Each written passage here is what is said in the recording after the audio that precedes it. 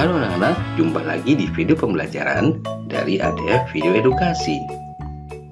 Video ini berisi rangkuman materi pelajaran IPS untuk siswa kelas 7 semester 1 dan 2. Materi video Bab 1, Manusia, Tempat, dan Lingkungan. Bab 2, Interaksi Sosial dan Lembaga Sosial. Bab 3, aktivitas manusia dalam memenuhi kebutuhan. Bab 4, kehidupan manusia Indonesia pada masa praaksara, Hindu-Buddha, dan Islam. Namun sebelum mulai, jangan lupa untuk klik like, subscribe, dan tekan loncengnya agar kalian mendapatkan pemberitahuan jika ada video terbaru dari kami. Bab 1, Manusia, Tempat, dan Lingkungan. Ruang adalah tempat di permukaan bumi, baik secara keseluruhan maupun hanya sebagian yang digunakan oleh makhluk hidup untuk tinggal. Interaksi antar ruang dapat berupa pergerakan orang, barang, informasi dari daerah asal menuju daerah tujuan. Kondisi saling bergantung yang diperlukan untuk terjadinya interaksi keruangan yaitu saling melengkapi, kesempatan antara, dan keadaan dapat diserahkan atau dipindahkan. Peta adalah gambaran permukaan bumi pada suatu bidang datar dan diperkecil dengan menggunakan skala. Indonesia terletak antara 95 derajat bujur timur sampai 141 derajat bujur timur dan 6 derajat lintang utara sampai 11 derajat lintang selatan. Karena letaknya tersebut, Indonesia termasuk ke dalam wilayah tropis.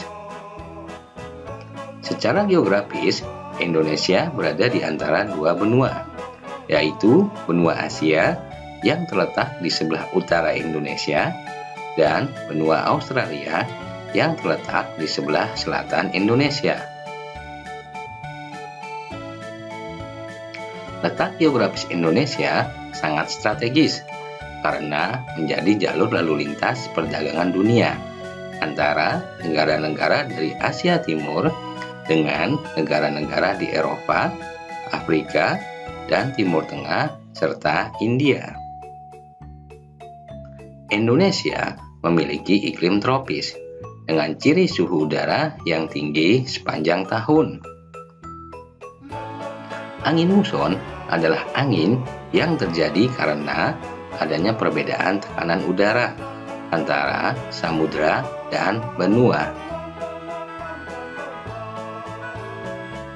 Bentuk muka bumi Indonesia dapat dibedakan menjadi dataran rendah, dataran tinggi, bukit, gunung, dan pegunungan. Dinamika penduduk adalah perubahan jumlah penduduk pada suatu wilayah yang disebabkan oleh 3 faktor, yaitu kelahiran, kematian, dan perpindahan. Kondisi kependudukan di Indonesia adalah tingkat pertumbuhan, termasuk kategori sedang, sebaran yang tidak merata, dan kualitasnya masih rendah. Mayoritas penduduk Indonesia bermata pencaharian sebagai petani.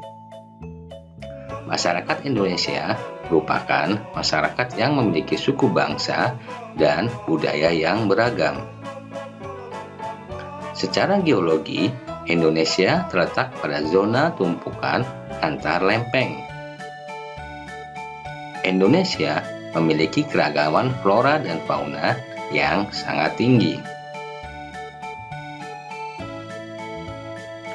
Indonesia memiliki hutan mangrove yang sangat luas, namun tersebar tidak merata. Indonesia merupakan negara yang memiliki terumbu karang terluas di dunia. Interaksi keruangan memberikan dampak perubahan bagi Indonesia. Bab 2, interaksi sosial dan lembaga sosial. Interaksi sosial adalah hubungan-hubungan antara orang perorangan, kelompok manusia, maupun antara orang perorangan dan kelompok manusia. Proses interaksi sosial akan terjadi apabila di antara pihak yang berinteraksi melakukan kontak sosial dan komunikasi. Proses yang asosiatif terjadi apabila seseorang atau sekelompok orang melakukan interaksi sosial yang mengarah kepada kesatuan pandangan. Proses ini terdiri atas 3 bentuk, yaitu kerjasama, akomodasi, dan asimilasi.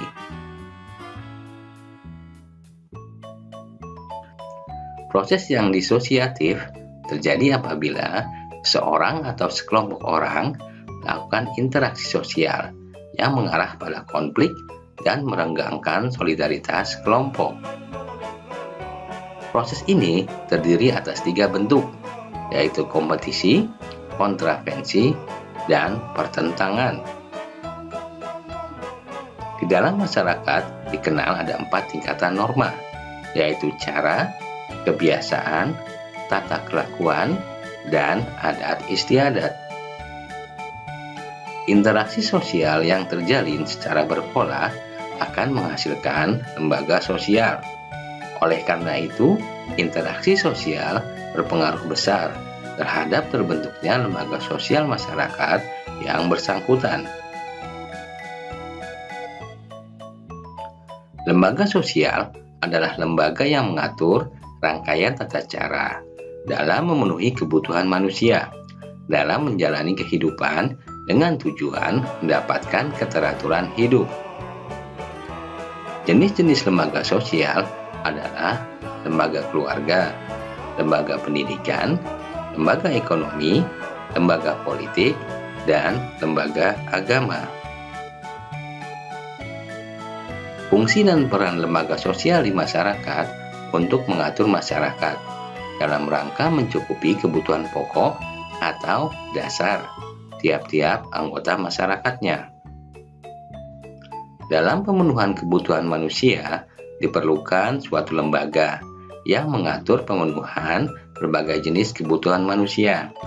Jika tidak, maka kehidupan manusia akan sulit terkendali dan timbul kekacauan, ketidakmerataan, dan lain sebagainya. Bab 3, aktivitas manusia dalam memenuhi kebutuhan. Kebutuhan adalah suatu keinginan manusia terhadap suatu barang atau jasa dan menuntut adanya pemenuhan. Apabila tidak dipenuhi, akan berdampak negatif pada kelangsungan hidupnya. Macam-macam kebutuhan dapat dilihat dari intensitasnya, yaitu kebutuhan primer, sekunder, dan tersier. Berdasarkan sifatnya, yaitu kebutuhan jasmani dan rohani. Berdasarkan waktu pemenuhannya, yaitu kebutuhan sekarang dan kebutuhan yang akan datang. Berdasarkan subjek, yaitu kebutuhan individu dan kebutuhan kelompok. Kelangkaan adalah suatu keadaan di mana kebutuhan manusia yang tidak terbatas dihadapkan pada alat pemuas kebutuhan yang terbatas. Macam-macam alat pemuas kebutuhan dapat dilihat dari wujudnya, cara memperolehnya, tujuan penggunaannya, hubungan dengan barang lain, dan proses pembuatannya. Tindakan ekonomi adalah tindakan manusia dalam memenuhi kebutuhan untuk mencapai kemakmuran. Tindakan ekonomi manusia tersebut didorong oleh motif ekonomi. Motif ekonomi adalah alasan atau keinginan yang mendorong manusia untuk melakukan kegiatan ekonomi. Macam-macam motif ekonomi antara lain: 1. Motif memenuhi kebutuhan. 2. Motif berbuat sosial. 3. Motif memperoleh penghargaan. Dan keempat, motif mendapatkan kekuasaan. Tindakan ekonomi yang didorong oleh motif ekonomi harus berpedoman pada prinsip ekonomi. Prinsip ekonomi adalah dengan pengorbanan yang kita lakukan untuk mendapatkan hasil yang diinginkan. Produksi adalah kegiatan menghasilkan barang atau jasa, atau kegiatan menambah kegunaan barang atau jasa. Tujuan produksi adalah untuk menghasilkan barang atau jasa, untuk memperoleh keuntungan, dan memenuhi kebutuhan konsumen. Faktor-faktor produksi yang pertama adalah faktor produksi alam, 2. Faktor produksi tenaga kerja, 3. Faktor produksi modal, dan 4. Faktor produksi kewirausahaan. Dalam memproduksi barang diperlukan kreativitas agar hasil produksinya disenangi masyarakat. Kreativitas adalah kemampuan seseorang untuk menciptakan sesuatu yang baru, baik itu berupa gagasan maupun karya nyata yang relatif berbeda dengan apa yang telah ada sebelumnya. Ciri-ciri manusia kreatif antara lain bersifat ingin tahu, sering mengajukan pertanyaan yang baik, banyak gagasan dan usul-usul terhadap suatu masalah, mampu menyatakan pendapat secara spontan, tidak mudah terpengaruh pendapat orang lain, mampu mengajukan gagasan pendapat yang berbeda dengan orang lain, berpikir ke depan, mempunyai kebiasaan belajar sendiri, belajar dari kegagalan, dan belajar dari pengalaman orang lain. Distribusi adalah kegiatan menyalurkan barang dari produsen kepada konsumen. Sistem distribusi antara lain distribusi langsung, distribusi semi langsung, dan distribusi tidak langsung. Konsumsi adalah kegiatan memakai, menggunakan, atau menghabiskan kegunaan barang atau jasa, baik secara berangsur-angsur atau sekaligus habis.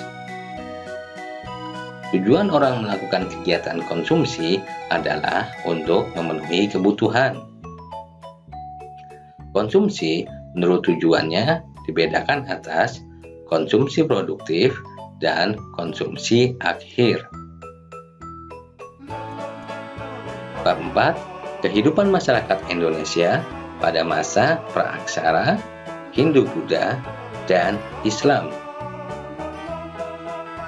Zaman Praaksara adalah zaman sebelum manusia mengenal tulisan dan dimulai sejak manusia ada dan berakhir setelah manusia mengenal tulisan. Secara geologis, sejarah perkembangan bumi dapat dibagi menjadi 4 periode, yaitu zaman Arkaikum, Paleozoikum, Mesozoikum, dan Neozoikum. Secara arkeologis, sejarah kehidupan manusia dibagi menjadi 2, yaitu zaman batu dan zaman logam. Menurut tingkat kehidupan sosial ekonominya, kehidupan manusia praaksara dikelompokkan menjadi 3, yaitu masa berburu dan mengumpulkan makanan, masa bercocok tanam, dan masa perundagian. Nenek moyang bangsa Indonesia berasal dari daerah Yunan di Cina Selatan. Mereka termasuk rumpun bangsa Austronesia yang masuk ke Indonesia secara bergelombang dan bertahap.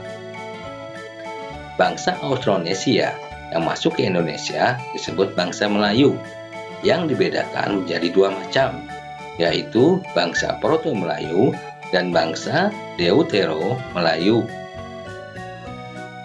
Terdapat 4 teori yang menjelaskan masuknya kebudayaan Hindu-Buddha ke Indonesia. adalah teori Ksatria, teori Brahmana, teori Waisya, dan teori arus balik. Kerajaan-kerajaan di Indonesia yang bercorak Hindu-Buddha antara lain Kerajaan Kutai, Tarumanegara, Sriwijaya, Mataram kuno, Medang, Kediri, Singosari, dan Majapahit.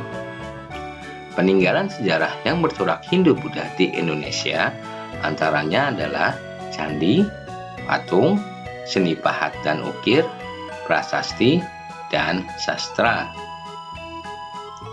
Agama Islam masuk ke Indonesia pada abad ke-7 sampai dengan 13 Masehi melalui jalur perdagangan yang dibawa oleh para pedagang dari Arab, Persia, dan India.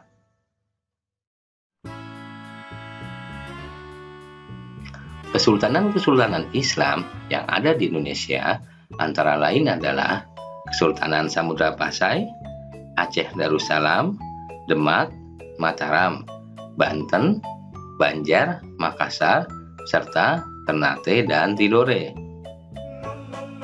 Peninggalan sejarah Islam di Indonesia diantaranya adalah masjid, keraton, kaligrafi, seni tari, debus, serta perayaan Sekateng dan Grebek.